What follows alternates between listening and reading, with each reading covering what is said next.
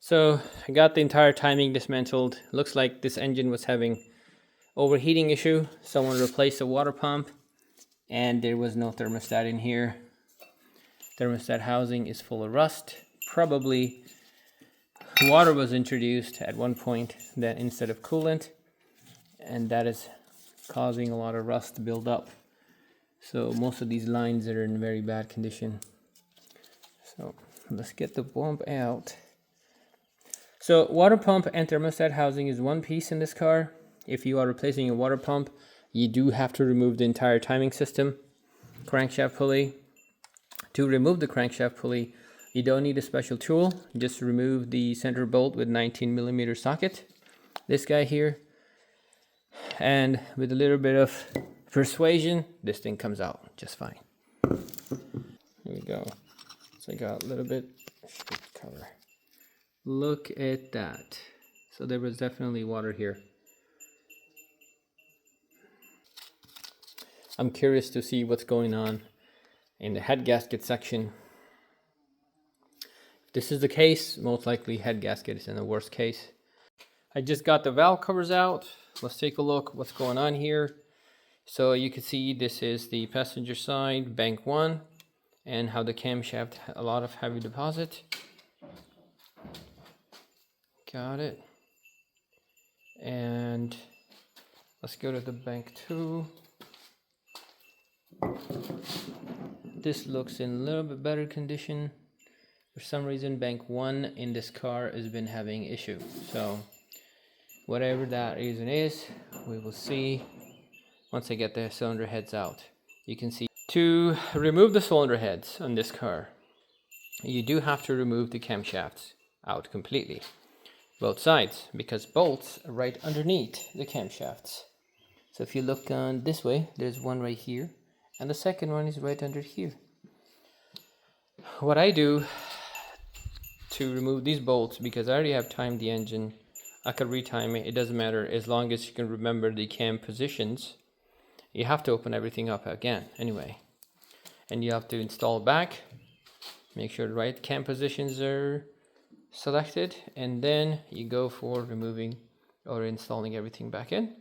To remove the camshaft bolt, you can put your spanner or open wrench here and then open the bolt with a ratchet, or if you have a gun, you still have to hold it and then apply a gun.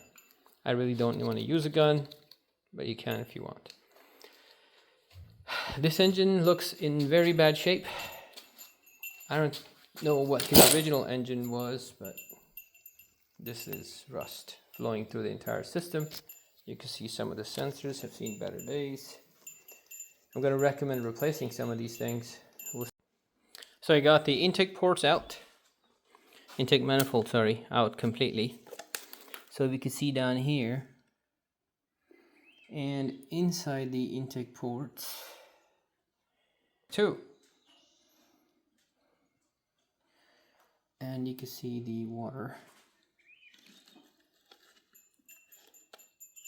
outlets. Okay, of course this is a used engine, but that's what happens when you add water in the cooling system, even for a little bit. This is why it's recommended to flush it out. If you have aluminum heads and aluminum block, should be all right. But if you have cast iron block and aluminum heads, the cast iron will do its job to run the rust through the entire system. So it's recommended not to do it. It's not worth it.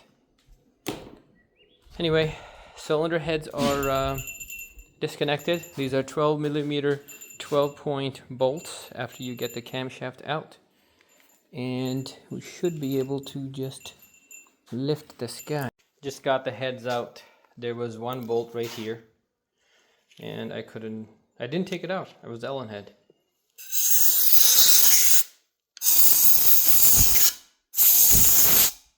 The head gasket itself. completely worn out.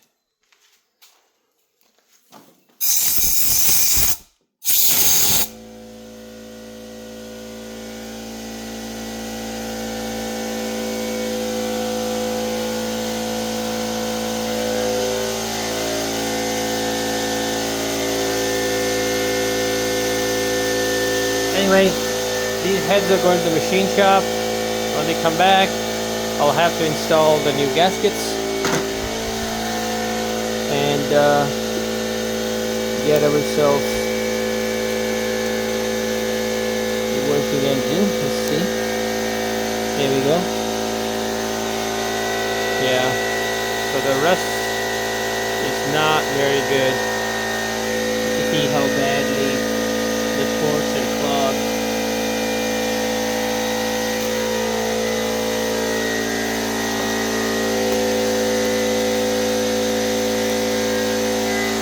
Wow.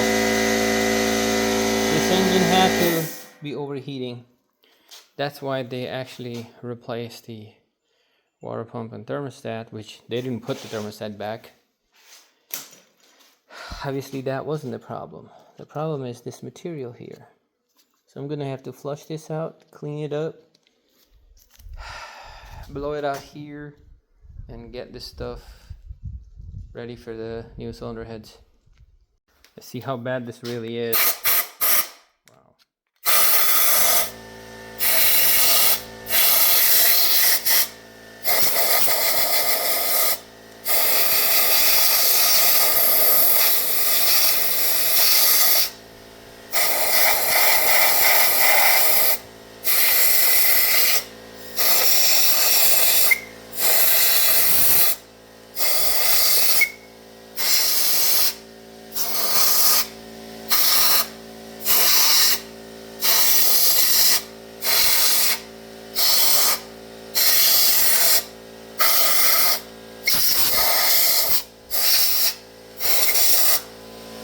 Side.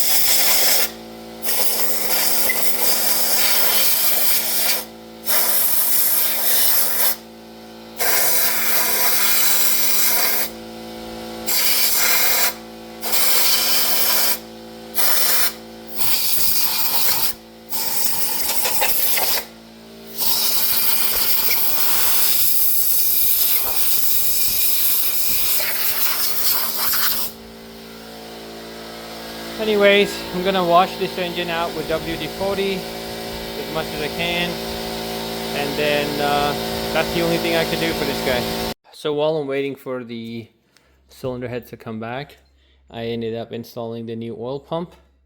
And you cannot take off the oil pump without taking the oil pan out, because strainer is mounted. You have to get the oil pan out, get the strainer unplugged, and then pull your oil pump out. After that, I just got a new gasket for the oil pan. Also put a silicone on it for at the bottom and the top. Clean the pan inside. Outside is filthy. It's just too much to clean. Surface is all cleaned up. I'm gonna go ahead and put the pan on. I just